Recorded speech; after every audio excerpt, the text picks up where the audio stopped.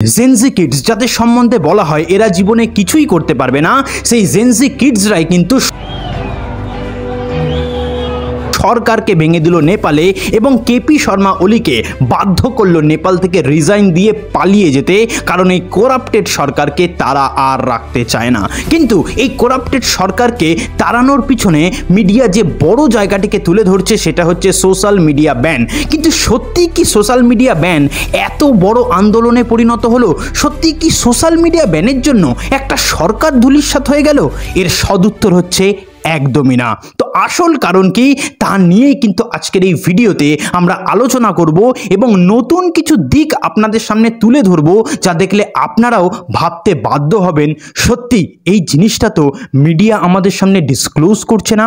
আসলে 8ই September জেনজিরা school ড্রেসে এবং কলেজ ড্রেসে একটি নন ভায়োলেন্স পদযাত্রায় নেমেছিল এবং হামি নেপাল নামক একটি এনজিও কিন্তু তাদেরকে নেতৃত্ব দিচ্ছিল এই নন ভায়োলেন্স প্যারেডে, এবং তারা কিন্তু মতিহার মণ্ডল থেকে নেপাল পার্লামেন্ট অবধি পদযাত্রা করছিল এবং তাতে না ছিল লাঠিসোঁটা, না ছিল কোনো অস্ত্র। তারা কিন্তু নিরস্ত্র হয়ে শুধু প্ল্যাকার্ড হাতে এবং তাদের আন্দোলনের দাবি নিয়ে কিন্তু পার্লামেন্টের দিকে এগোচ্ছিল।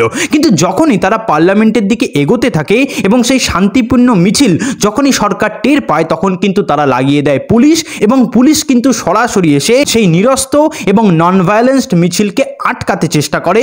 এবং প্রথমে তারা ব্যারিকেড দিয়ে আটকানোর চেষ্টা করলেও পরে লাঠিচার্জ, ওয়াটার ক্যানন, কাদানে গ্যাস থেকে শুরু করে রাবার বুলেট পর্যন্ত তারা কিন্তু সেই গোষ্ঠীর উপরে এবং সেই মিছিলের উপর চালায়, এবং এর ফলেই কিন্তু আন্দোলনের মাত্রা আরো বেড়ে যায়। এরপরে কিছু উত্তেজিত জনতা যখন পার্লামেন্টের ভিতরে ঢুকে যায়, তারপরেই কিন্তু পুলিশ শুরু করে গুলি ছোড়াছড়ি এবং এলো পাথারি গুলি চালানোর ফলে 19 জন প্রোটেস্টার কিন্তু মৃত্যুর কোলে ঢলে পড়ে এবং তার মধ্যে 400 জন প্রোটেস্টার কিন্তু আহত হয় এবং একটি 12 বছরের শিশু কিন্তু এই ঘটনায় প্রাণ হারায়। আর এই ঘটনায় কিন্তু সারা বিশ্বকে উত্তেজিত করে দেয় এবং এর ফলে কিন্তু আন্দোলন আরও বেড়ে ওঠে এবং আন্দোলন একটি ভয়ঙ্কর রূপ নেয়। শুধু কাঠমান্ডু নয়, ভারতপুর, বিরাটনগর সহ বিভিন্ন জায়গা থেকে লোক একত্রিত হতে থাকে এবং জমায়েত করতে থাকে। সরকার ভাবে যে তারা কারফিউ লাগাবে, কিন্তু কারফিউ লাগানোর চক্রান্ত করলেও সেই প্রচুর মানুষের সামনে কিন্তু এই কারফিউয়ের দম টেকে না এবং এই প্রোটেস্ট কিন্তু আরও বিরাট পরিমাণে বাড়তে থাকে এবং এই প্রোটেস্টের পরিমাণ এতটাই বেড়ে যায় যে প্রচুর জনতা কিন্তু রাস্তা ঘিরে দাঁড়িয়ে পড়তে থাকে এবং সরকারের বিরুদ্ধে তারা কিন্তু চিল্লাতে থাকে এবং প্রোটেস্ট করতে থাকে। কিন্তু এই প্রোটেস্টের পিছনে সবথেকে বড় কারণ হিসাবে বলা হচ্ছে সোশ্যাল মিডিয়া ব্যান। কিন্তু সত্যি কি সোশ্যাল মিডিয়া ব্যান এই প্রোটেস্টের মূল কারণ? তা কিন্তু নয়। এর পিছনে আছে বেশ কিছু বড় বড় কারণ। তার প্রথম কারণই হচ্ছে করাপশন, গভর্নমেন্ট মিসলিডিং, নেপোটিজম এবং তাছাড়া আনএমপ্লয়মেন্ট। আমরা যদি লক্ষ্য করি নেপালের যত ইউথ আছে তার মধ্যে 20%-এরও বেশি কিন্তু আনএমপ্লয়েড, অর্থাৎ নেপালের প্রতি 5 জনের মধ্যে একটা করে ইউথ কিন্তু আনএমপ্লয়েড। তবে চিন্তা করুন কত পরিমাণ ইউথ কিন্তু আনএমপ্লয়েড হয়ে বসে আছে এবং এর ফলে কিন্তু তাদের বিদেশে যাত্রা করতে হচ্ছে এমপ্লয়মেন্টের খোঁজে, কাজের খোঁজে এবং নিজেকে এস্টাবলিশড করতে। তাছাড়া কিন্তু এর ভিতরে আরও বড় একটি তথ্য আছে যা শুনলে আপনারও হাড় হিম হয়ে যেতে পারে। দেখুন, রাশিয়া ইউক্রেন যুদ্ধেও কিন্তু প্রচুর নেপালি সিটিজেন এবং ইউথ অংশগ্রহণ করেছে শুধুমাত্র পয়সার জন্য, কারণ নেপালে থেকে তারা ইনকাম করতে পারছে না, তাদের আর্নিং হচ্ছে না। সে কারণে কিন্তু তারা রাশিয়া ইউক্রেনের যুদ্ধে ফ্রন্ট লাইন সোলজার হতে বাধ্য হয়েছে উইদাউট প্রপার ट्रेनिङ। सबैजनालाई नमस्ते छ। म चाहिँ यता रसियामा आएको 2 महिना पुरा भयो लगभग, अनि मैले चाहिँ रसियामा आएर चाहिँ धेरै दुःख पाएँ। मैले त्यही नै हो, अनि त्यहाँ चाहिँ धेरै गाह्रो छ हामीलाई सर्भाइभ गर्नको लागि। কারণ রাশিয়া কিন্তু তাদেরকে প্রায় মাসে $4000 কাছাকাছি কিন্তু টাকা অফার করেছে, যে টাকাটাকে ইনকাম করার জন্যই কিন্তু তারা ভিন দেশে যেতে বাধ্য হয়েছে।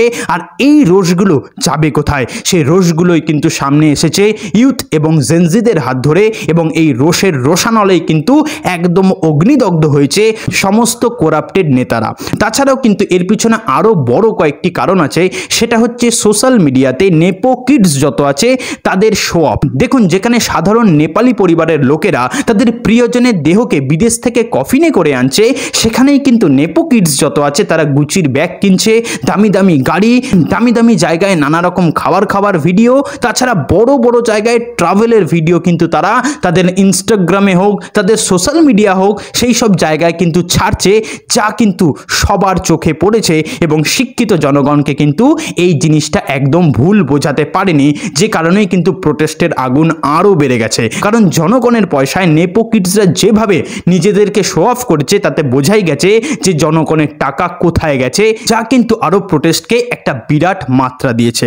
তারপর সোশ্যাল মিডিয়ার কথা যদি বলা হয়, তবে 2023 নভেম্বর মাসে কিন্তু নেপাল গভর্নমেন্টের তরফ থেকে বলা হয় সমস্ত সোশ্যাল মিডিয়া অ্যাপকে কিন্তু তাদের কাছে রেজিস্টার করতে হবে, কিন্তু মাত্র 5টি অ্যাপ ছাড়া আর কোনো বড় অ্যাপ কিন্তু তাতে রেজিস্টার করেনি। তার মধ্যে একমাত্র টিকটকই ছিল যে কিন্তু নেপালে রেজিস্টার করেছিল, তাছাড়া কিন্তু ফেসবুক, টুইটার, ইউটিউব কেউই এসব কোনো রেজিস্টারের ক্ষেত্রে যায়নি, ফলে কিন্তু তাদেরকে ব্যান করার কথা বলা হয় এবং 28 আগস্ট 2025 কিন্তু তাদেরকে একটা শেষ সুযোগ দেওয়া হয় যে 3রা সেপ্টেম্বরের মধ্যে তাদের প্রত্যেককে রেজিস্টার করে নিতে, কিন্তু তারা কেউ রেজিস্টার না করায় ফেসবুক, ইউটিউব, টুইটার, হোয়াটসঅ্যাপ সহ কিছু বড় বড় অ্যাপকে কিন্তু নেপালে ব্যান করে দেওয়া হয়। আর এই ব্যানের ফলেই কিন্তু প্রচণ্ড পরিমাণ বিদ্রোহ আবার শুরু হয়, কারণ প্রোটেস্টাররা বলতে থাকে এই ফেসবুক, হোয়াটসঅ্যাপ সহ সোশ্যাল মিডিয়া ব্যানের মাধ্যমে কিন্তু নেপাল গভর্নমেন্ট তাদের নেপো কিডসদের ঢাকতে চাইছে এবং যারা শো অফ করে, যারা সোশ্যাল মিডিয়ায় নানা কিছু শো অফ করে দেখায়, তাদেরকে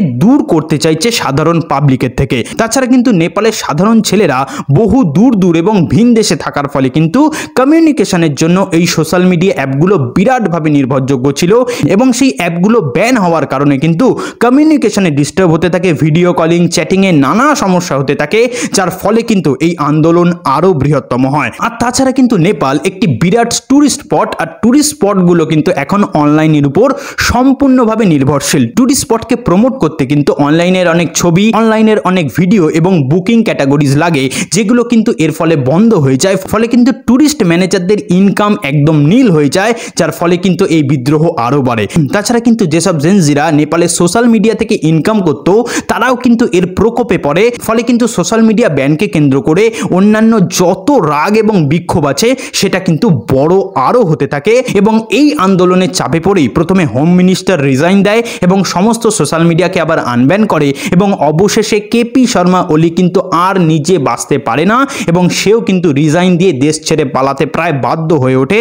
কিন্তু এরই মাঝে একটি খারাপ ঘটনা ঘটে, যেখানে জেনজিদের চাপে পড়ে কিন্তু প্রাক্তন প্রাইম মিনিস্টারের স্ত্রী কিন্তু জ্বলন্ত আগুনে পুড়ে মারা যায়, যেটা কিন্তু সত্যি একটা খারাপ ব্যাপার। কিন্তু এত বড় আন্দোলন এবং এত বড় করাপশনের পক্ষে জেনজিরা যেভাবে দাঁড়িয়েছে, সত্যি কিন্তু একটা বিরাট ব্যাপার। কিন্তু নেপাল এখনো ঠান্ডা হয়নি, এখনো শান্ত হয়নি, তাই নেপালকে কিন্তু শান্ত হতে হবে। আশা করি নেপাল আবার শান্ত হবে, সেখানে সঠিক ডেমোক্রেসি তৈরি হবে এবং প্রপারভাবে কিন্তু নেপালের জেনজি সহ যারা যত পাবলিক আছে সবাই কিন্তু প্রপারভাবে সেখানে এনজয় করতে পারবে, বড় হতে পারবে এবং গ্রো করতে পারবে। এতদূর দেখার জন্য ধন্যবাদ।